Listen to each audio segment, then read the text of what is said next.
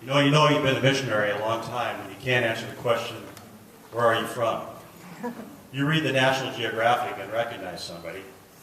Or you have a time zone next to your telephone.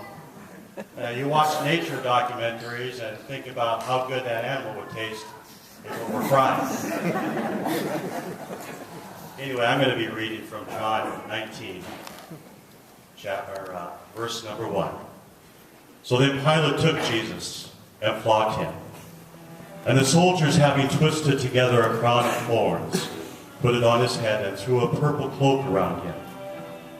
And they kept coming to him and saying, "Hail, King of the Jews!" And they struck them with the palms of their hands. Then Pilate went out again and said to them, "See, I bring him out to you, so that you may know that I find no fault in him." So Jesus came out wearing the crown and the purple cloak. And Pilate said to them, "See this man?" When the chief priests and the guards saw him, they cried out, "Crucify him! Crucify him! Crucify him!"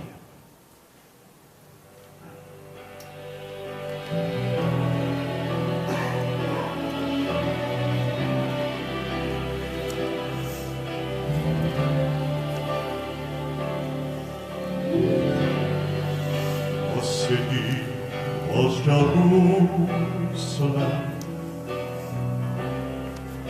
The time was long ago.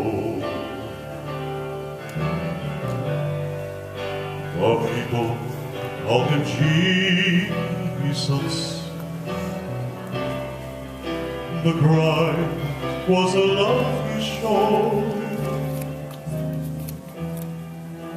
And I'm the one to blame.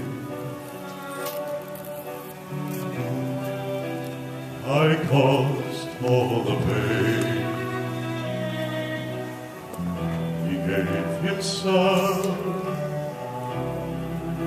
the day he wore my crown.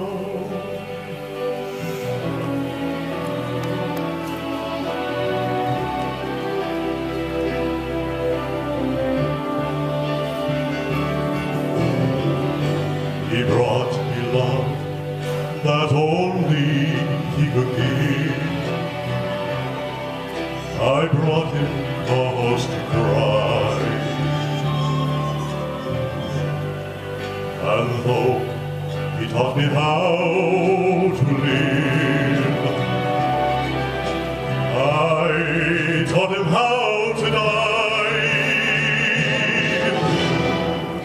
And I'm the one to blame. I caused all the pain. He gave himself the day he wore my crown. He could have called his holy Father and said, "Take me away. Please take me away." He could have said, "I'm not guilty, and I'm not gonna stay. I'm not gonna pay."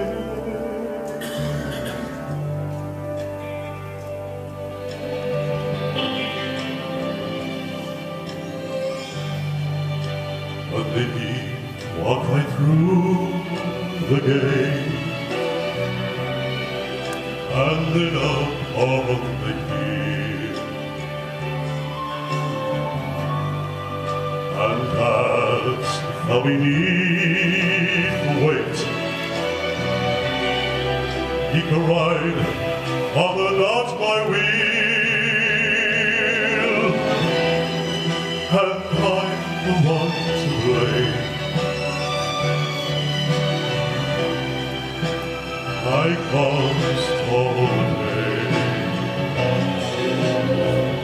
He gave himself the day he wore my crown.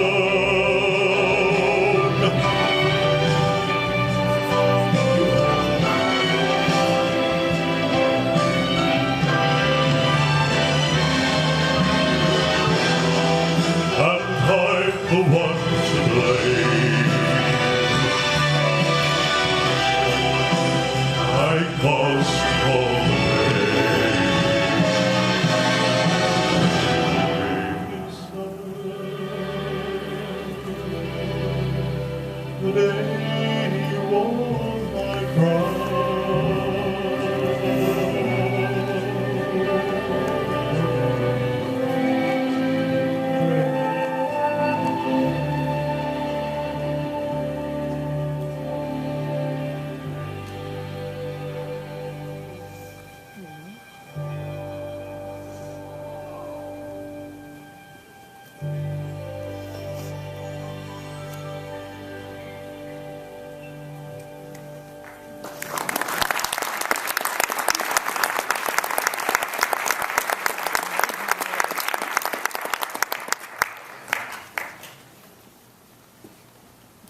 Thanks, Brother Will.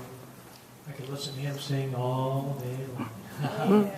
It's my privilege to introduce our special speaker for this missions conference. How many were here for the Sunday school hour? Were you blessed? Yes. Amen. Amen. Me too. That's why I wrote a book about it. I was so blessed the first time I heard George speak 7 years ago. I said, George, has anyone written this down, or written this story down? He said, well, no, Rob, no one has. Some have asked. And I said, well, can I write it? He barely knew me, and he said, well, yeah, I guess you can. So that book is available, by the way, if you'd like a copy of it, that tells of the story of the Basodio people. But George is going to continue the story now and share with us what God is doing in a land called Papua New Guinea among a people named the Basodio. So, George, will you come up and share with us, brother? Let's give George Walker a hand, shall we?